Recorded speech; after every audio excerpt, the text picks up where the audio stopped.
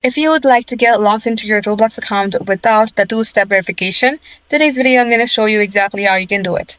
So first thing first, you will only need to get logged into your account without the two-step verification if your account is hacked or if you would like to remove the two-step verification without getting logged into your Roblox account.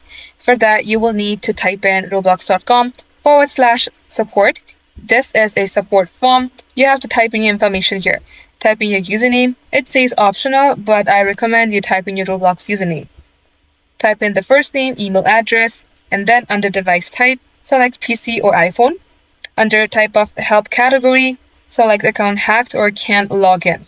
And here simply type in that you have no longer access to the two-factor verification device or the app, and now you would like to get logged into your account without the code from two-factor verification.